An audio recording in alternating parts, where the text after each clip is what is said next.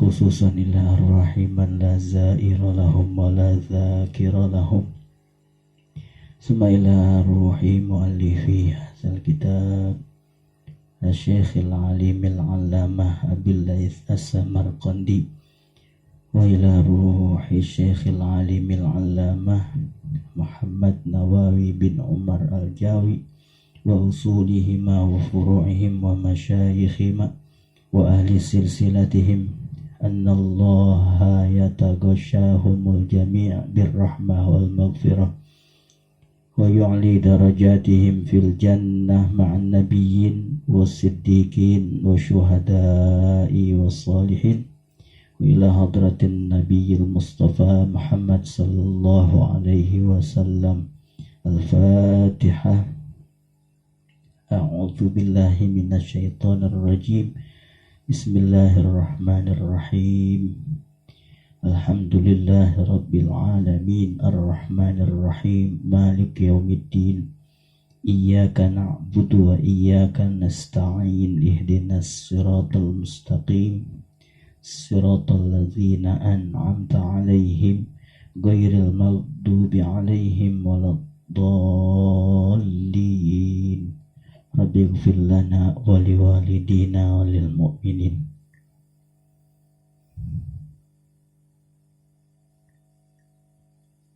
Bismillahirrahmanirrahim. Alhamdulillahi rabbil alamin. Wassalatu wassalamu ala asyrafil mursalin sayyidina wa maulana Muhammadin wa ala alihi wa sahbihi wa man tabi'ahum bi ihsanin ila yaumiddin. Amma ba'du, faqala al-imamul muallif rahimahullahu ta'ala wa nafa'ana bihi wa bi barakati ulumih wa ghafara lahu wa liwalidayhi wa li masyayikhihi wa masyayikhina wa li jami'il muslimin wal muslimat bijahi sayyidil mursalin amin. Mas'alatun, adapun ini yaitu suatu masalah. Idza qila laka wa kaifa tu'minu bil kutubi, apabila dipertanyakan kepada engkau bagaimana engkau beriman kepada kitab-kitab Allah, fal jawabu annallaha anzalal kutuba ala anbiya'ihi wa hiya munazzalatun ghairu makhluqatin qadimatun bi ghairi tanaqudin.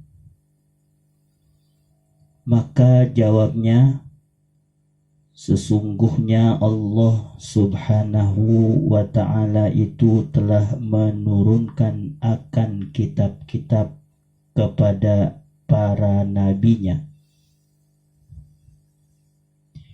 Ketika ditanyakan kepada engkau pertanyaan bagaimana beriman kepada kitab-kitab, maka jawabnya adalah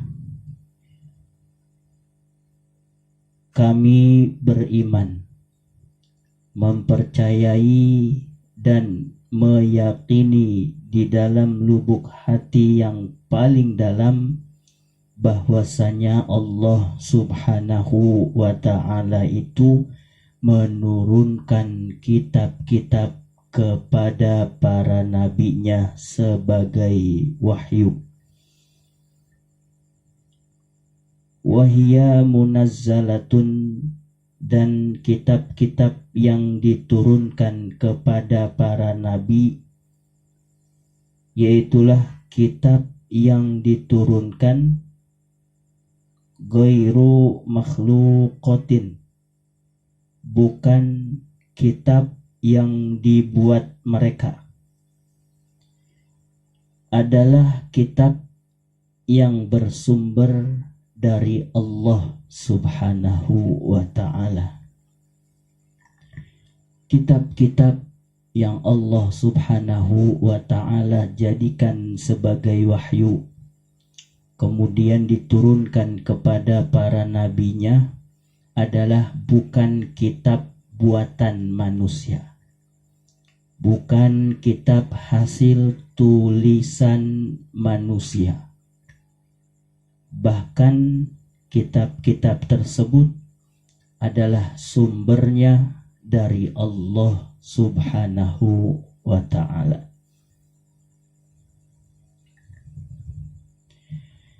Qadimatun, lagi yang qadim, kitab yang berisikan kalamullahi ta'ala yang qadim, tidak berawal, tidak diawali dengan suatu permulaan, bighairi tanaqudin, dengan tanpa adanya perbedaan di dalam makna-makna kitab yang diturunkan itu.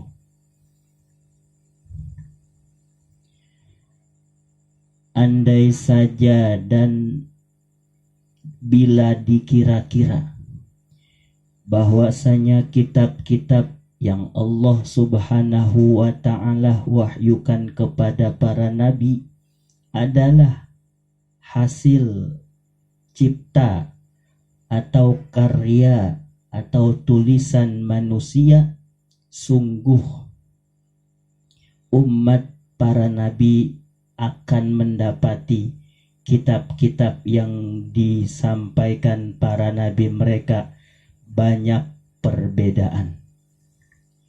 Tentu umat para nabi yang ketika nabi mereka menyampaikan kitab-kitabnya kepada umat tersebut banyak menemukan perselisihan antara makna yang satu dengan makna yang lain, seakan bertolak belakang. Antara makna yang satu dengan makna yang lain tidak sama, sehingga justru isi daripada kitab-kitab Nabi bukan untuk merubah dan menghilangkan kesulitan umat, malah memperkeruh. Ini andai kata kitab-kitab para nabi yang Allah subhanahu wa ta'ala wahyukan kepada mereka itu adalah hasil karya tulisan dari manusia.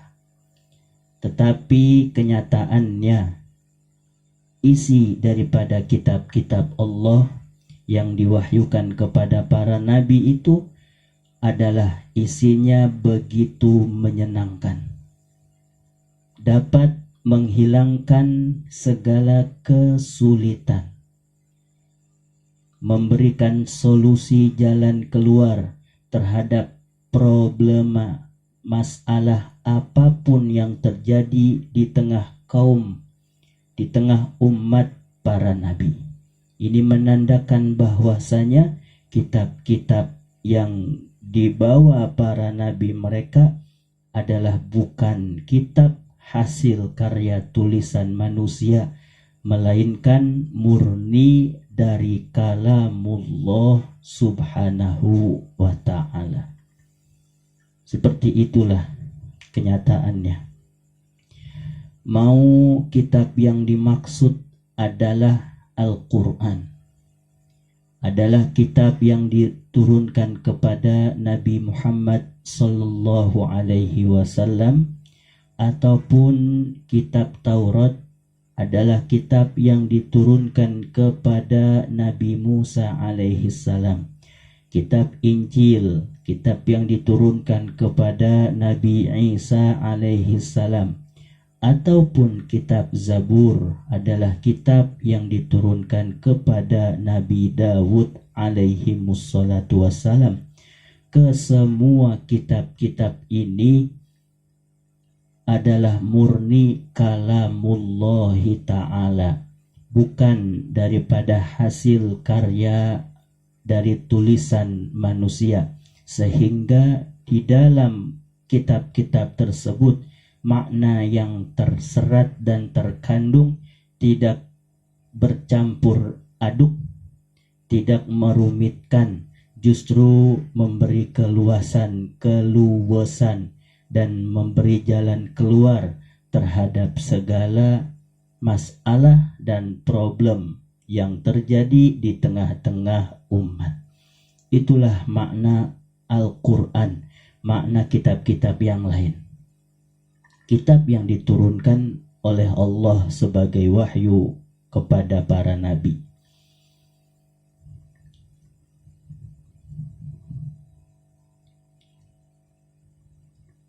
Allah subhanahu wa ta'ala berfirman, afala yatadabbaruna al-Qur'an walau kana min 'indi ghairillahi lawajadu fihi ikhtilafan katsira.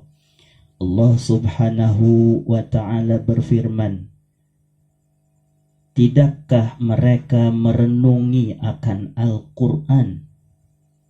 Dan jikalau Al-Quran itu diperoleh dari sisi selain Allah, andai Al-Quran itu adalah hasil karya tulisan manusia, sungguh mereka akan dapati di dalam Al-Quran makna yang berbeda-beda begitu banyak.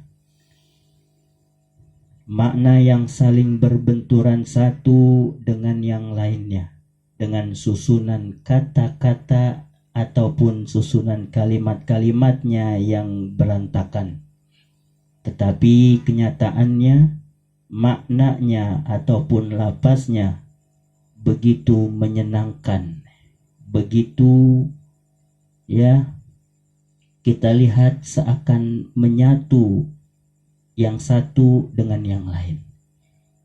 Ini pertanda bahwasanya Al-Quran juga dengan kitab-kitab Allah Ta'ala yang lainnya adalah bukan dari karya tulisan manusia, tetapi murni dari Allah subhanahu wa ta'ala.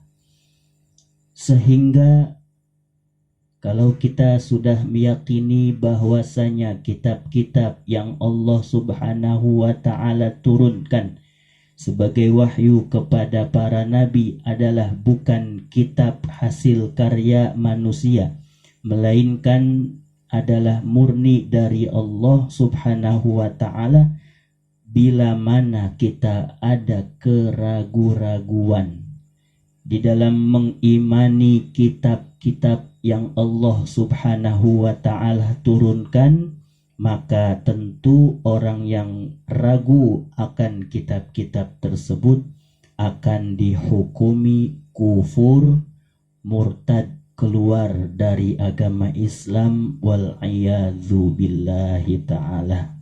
Sehingga dikatakan oleh pengarang, wa man syakka fiha, siapa saja orang yang ragu-ragu pada kitab-kitab Allah yang diturunkan kepada para nabi, min ayatin, baik berupa satu ayat, au kalimatin, atau kalimat, faqad kafaro, maka sungguh telah kufur orang tersebut. Orang-orang yang ragu, yakni tidak mengimani. Jadi keraguan-raguan di dalam hatinya terhadap Al-Quran atau kitab-kitab yang lain, ini menandakan dia tidak beriman. Bila tidak beriman kepada kitab-kitab, semua kitab-kitab yang Allah Ta'ala turunkan kepada para nabi atau kepada para rasulnya, maka dihukumi orang tersebut telah kufur, keluar dari agama Islam. Meski yang dia tidak imani dari kitab-kitab Allah tadi hanya sebagian kecil, hanya kalimat atau potongan-potongan, itu dia tidak imani, maka tentu kufur kepada Allah subhanahu wa ta'ala. Sebagaimana pada pertemuan yang lalu mencintai para malaikat adalah menjadi syarat keimanan seseorang, membenci para malaikat adalah kufur, maka tentu dalam masalah ini beriman dengan kitab-kitab juga menjadi syarat keimanan kepada Allah Subhanahu wa ta'ala. Bila tidak beriman kepada kitab-kitab ataupun ragu dari isi dari kalimat atau ayat yang tertera di dalam kitab-kitab Allah, ragu, tidak beriman, maka tentu keimanannya kepada Allah Subhanahu wa ta'ala dinilai tidak sah, artinya percuma, masih di kategori orang-orang yang kufur.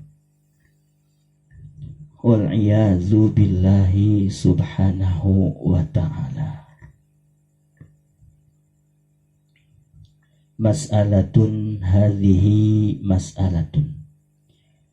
Adapun ini yaitu suatu masalah. Idza qila laka wa kam kitaban unzila ala anbiya'ihi. Apabila dipertanyakan kepada engkau berapa jumlah kitab yang diturunkan kepada para nabinya, fal jawabu mi'atu kitabin wa arba'atu kutubin. Anzalallahu minha ashra kutubin ala Adam alaihi salam, wa anzalallahu ta'ala minha khamsina kitaban ala Syithin alaihi salam, wa anzalallahu ta'ala minha thalathina kitaban ala Idris alaihi salam, wa anzalallahu ta'ala minha ashra kutubin ala Ibrahim alaihi salam, wa anzalallahu ta'ala al-Injila ala Isa alaihi salam, wa anzalallahu ta'ala at-Taurata ala Musa alaihi salam, wa anzalallahu ta'ala az-Zabura ala Dawud alaihi salam, wa anzalallahu ta'ala al-Qur'ana ala Muhammadinil Mustafa sallallahu alaihi wasallam. Bila ditanyai ada berapa jumlah kitab yang diturunkan Allah Subhanahu wa ta'ala kepada para nabinya atau kepada para rasulnya, maka kita jawab yaitu berjumlah 100 kitab, 4 kitab, berarti 100 tambah 4, berjumlah 104 kitab. Mi'atu kitabin wa arba'atu kutubin, 104 kitab.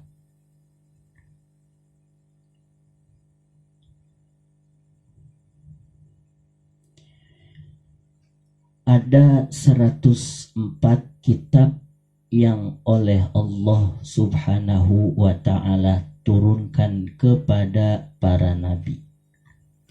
Kita mesti tahu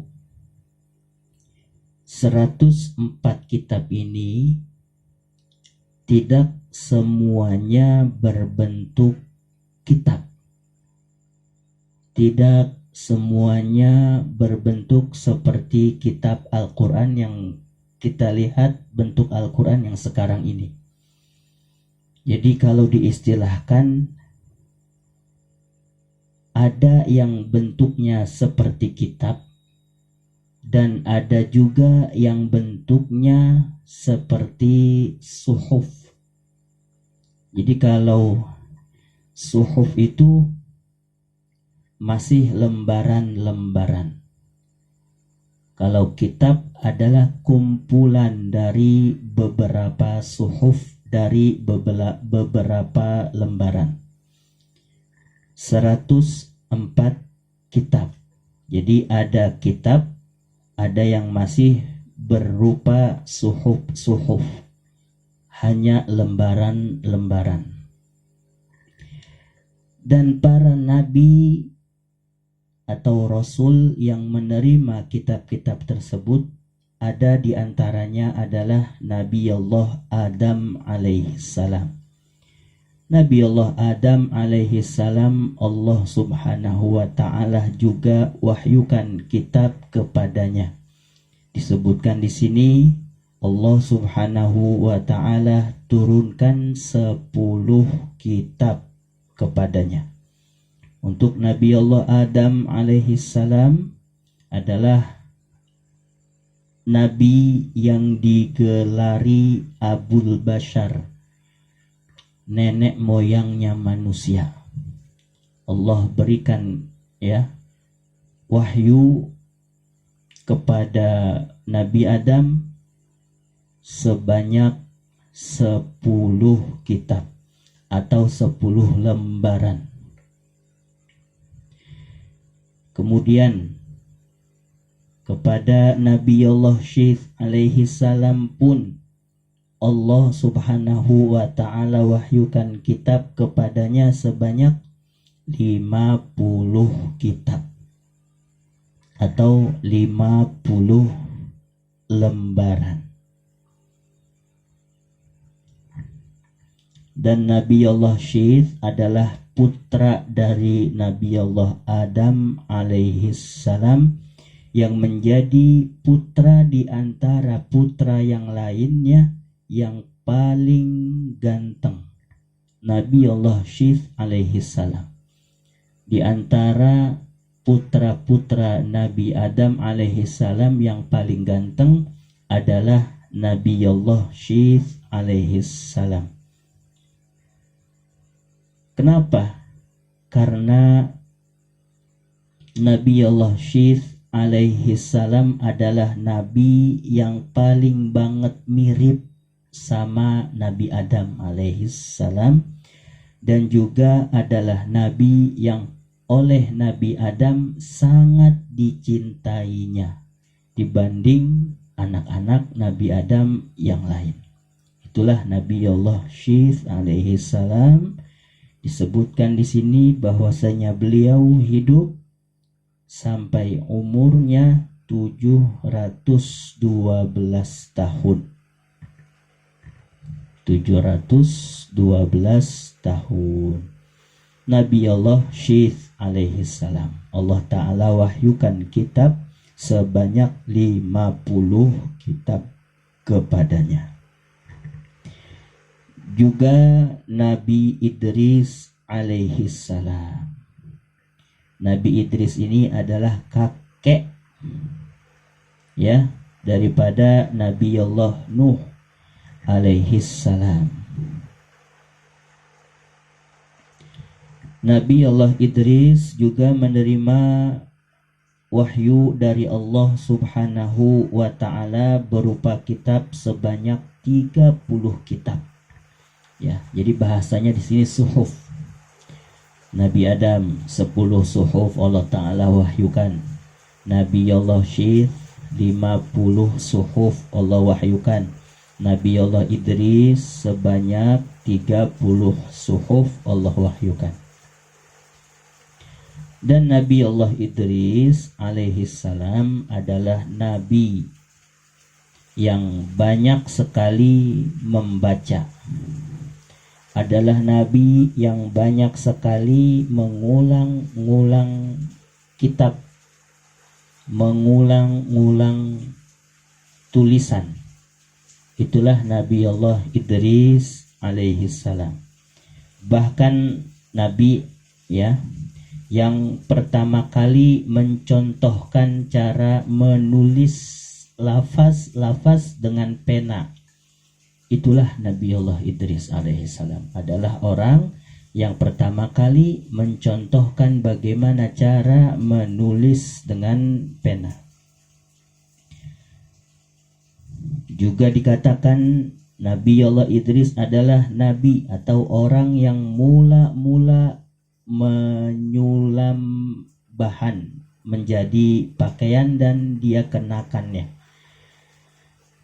Siapa orang atau adakah orang yang pertama kali menjahit atau menyulam bahan sehingga menjadi pakaian kemudian bisa dipakai? Jawabannya adalah Nabi Allah Idris alaihissalam. Dahulu sebelum diutusnya atau dilahirkannya Nabi Allah Idris alaihissalam, orang-orang memakai pakaian berbahan kulit. Hampir semua manusia di zaman sebelum Nabi Allah Idris alaihissalam lahir atau diutus sebagai Rasul, orang-orang pakaiannya itu berbahan kulit.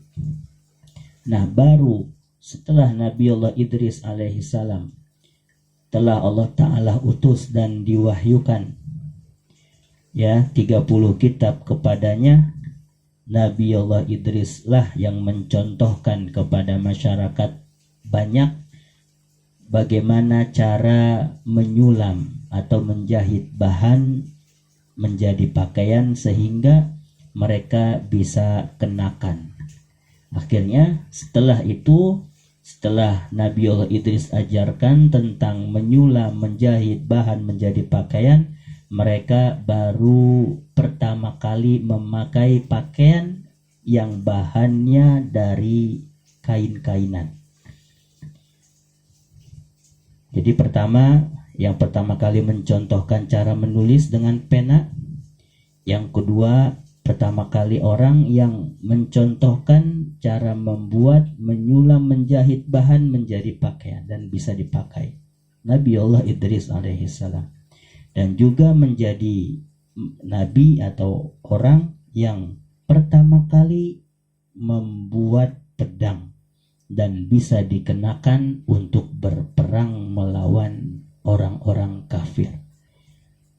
Orang atau manusia yang bisa berkarya dan karyanya itu adalah yang pertama kali, artinya sebelumnya belum ada karya-karya yang menyamainya, belum ada ide-ide yang sepertinya. Ini menandakan orang tersebut, manusia tersebut yang memiliki karya dan sebelumnya tidak ada contoh atau yang ditiru, ini menunjukkan orang tersebut adalah orang yang cerdas, orang yang cerdik, cendekiawan. Nabi Allah Idris alaihissalam kenapa bisa menjadi orang yang sangat cerdas, menjadi orang yang sangat cerdik? Karena tadi dikatakan Nabi Allah Idris alaihissalam adalah orang yang teramat sangat sering membaca, orang yang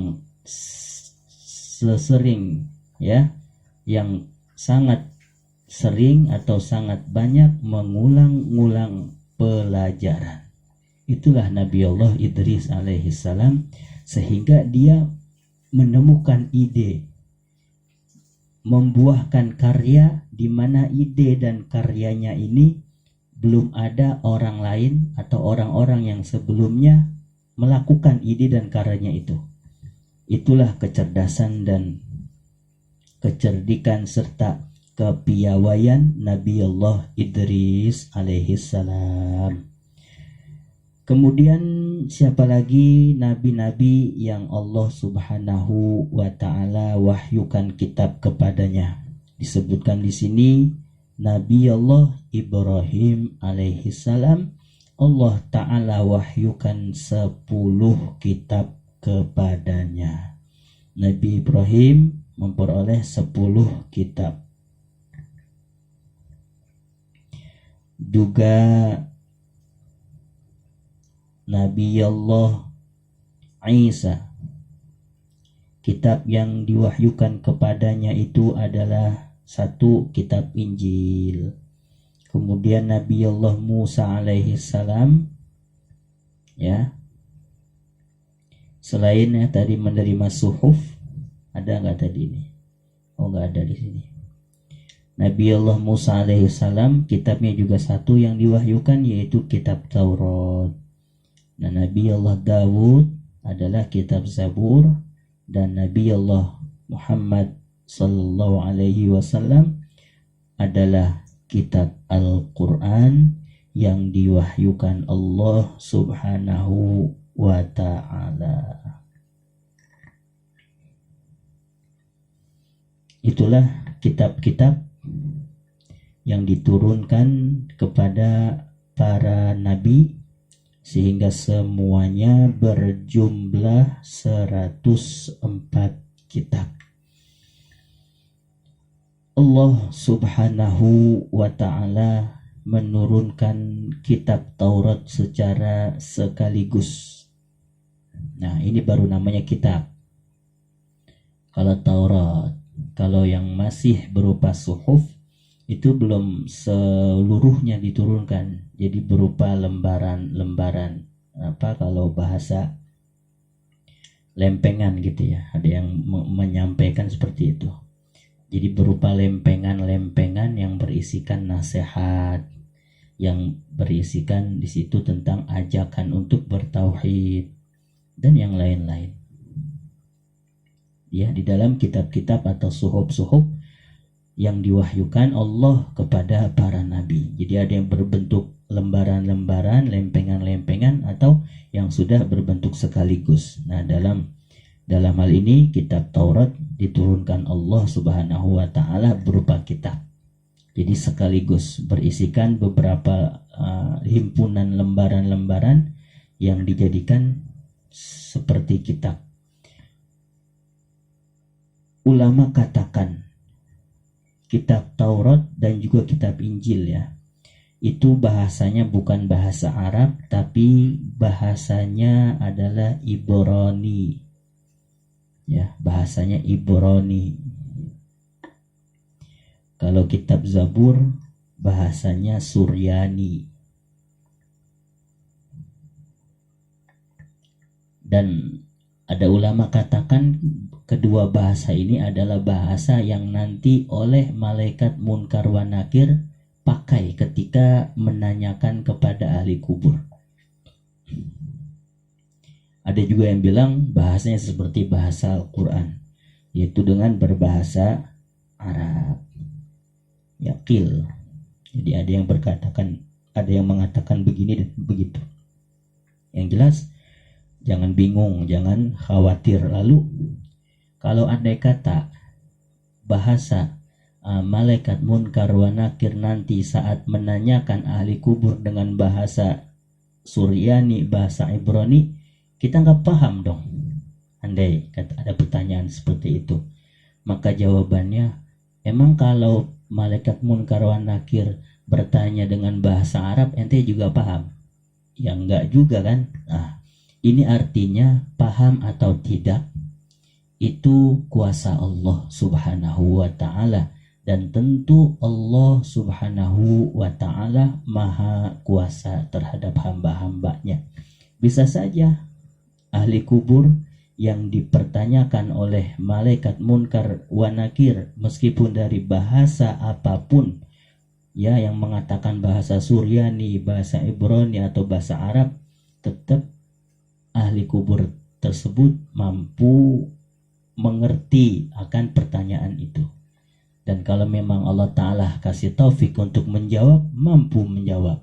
Tapi kalau ya ahli kubur ini tidak mendapatkan taufik, barangkali dia mati dalam keadaan su'ul khotimah atau dalam keadaan munafik atau kafir, maka dia tidak menjawab. Bukan karena tidak mengerti pertanyaannya, tapi memang lidahnya tidak mampu menjawab pertanyaan yang dilontarkan malaikat Munkar wa Nakir.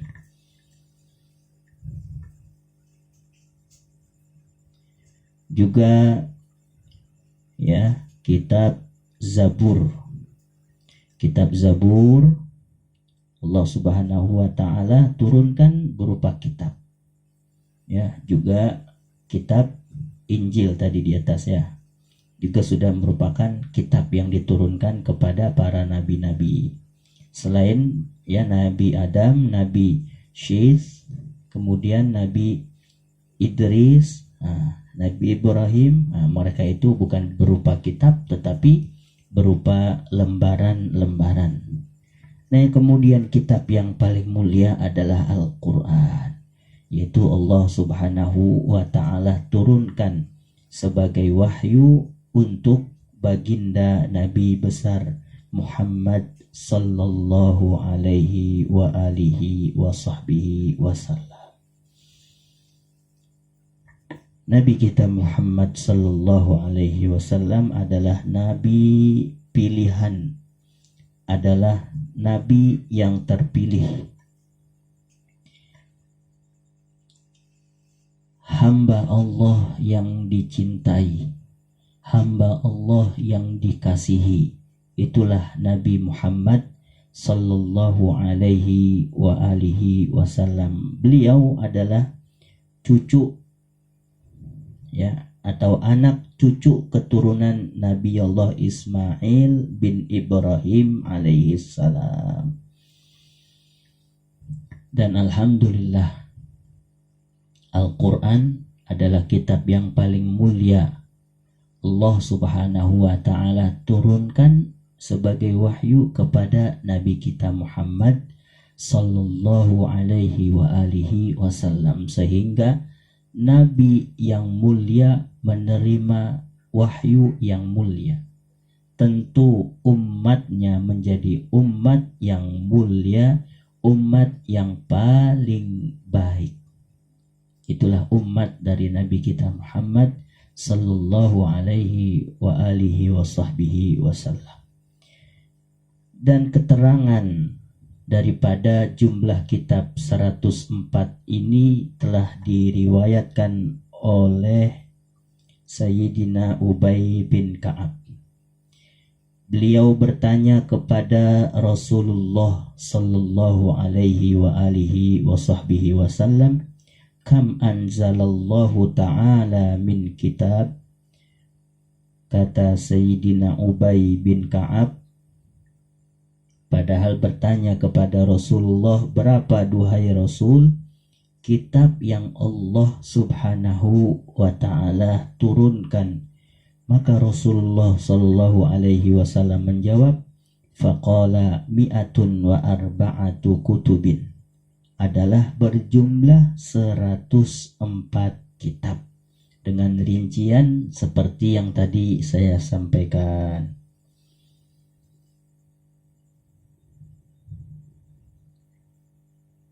Dan keterangan hadis tadi yang menyebutkan tentang jumlah kitab yang Allah Ta'ala turunkan sebanyak 104 itu ya dikutip oleh Al-Imam Syarbini di dalam tafsirnya. Jadi silakan andai kata dari kawan-kawan ada kitab tafsir karya Al-Imam Asy-Syarbini, nah di situ beliau kutip tentang hadis riwayat Imam atau sahabat Ubay bin Ka'ab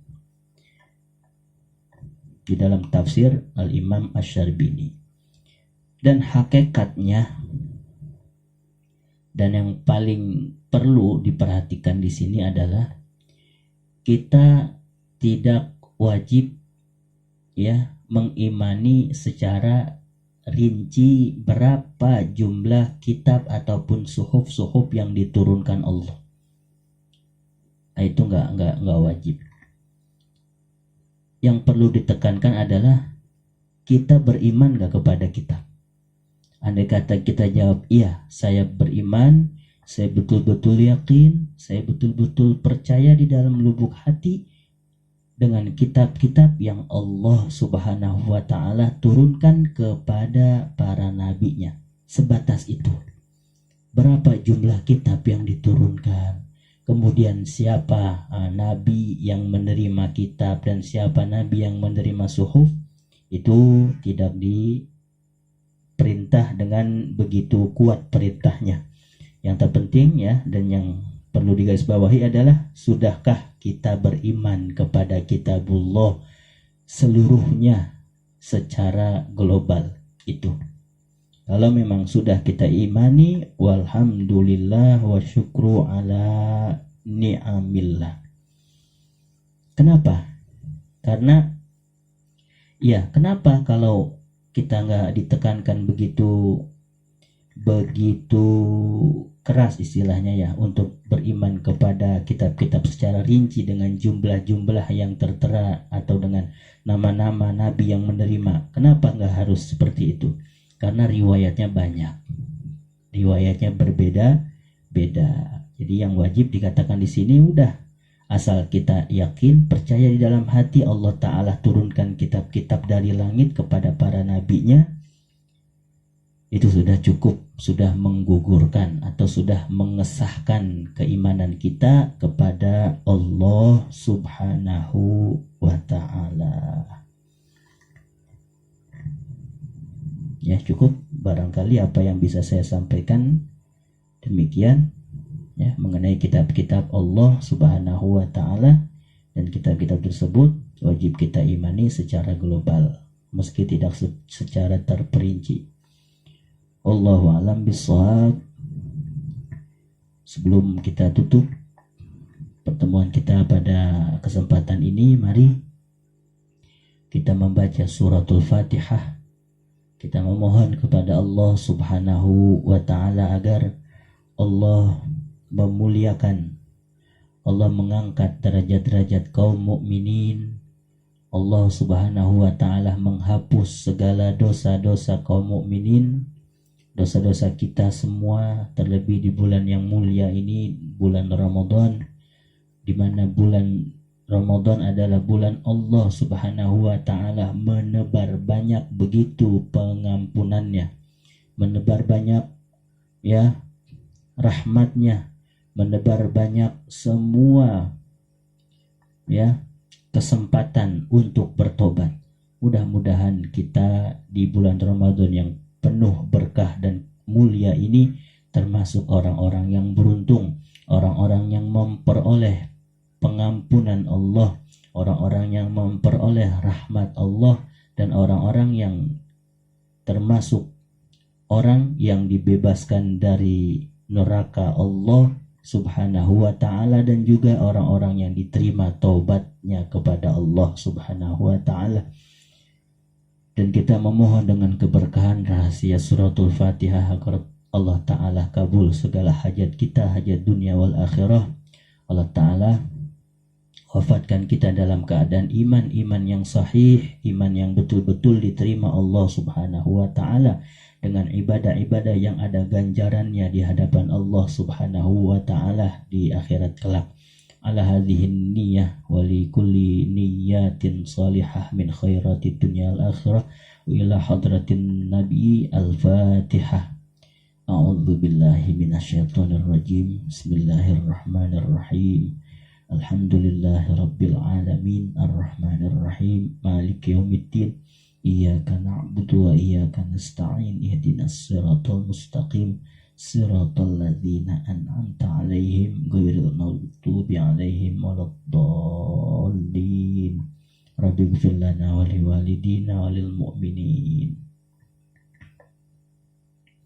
Allahumma salli wa sallim wa barik alaihi wa ala alihi ya Hanan ya Manan ya Qadimal ihsan bahru judik malyan judlana bil ghufran ya Hanan ya Manan ya Qadibal ihsan bahru judik malyan judlana bil ghufran Rabbana nasta'fik Rabbana nastardik walana dhannun fik ya rajah lil iman ya Hannan ya Mannan ya Qadimal ihsan bahru judik malyan judlana bil gufran la tukhayib raji tahta babik laji lam yazal fid daji qailan ya Hannan ya Hannan ya Mannan ya Qadimal ihsan bahru judik malyan judlana bil gufran bin nabiyil ummi wa khadijah ummi wal batulil khatmi sayyidatin niswan ya Hanan ya Mannan ya Qadimal ihsan bahru judik malyan judlana bil gufran Allahumma salli wa sallim wa barik alaihi wa ala alihi hadanallah wa iyyakum ila siratihil mustaqim wal afu minkum wassalamu alaikum warahmatullahi wabarakatuh.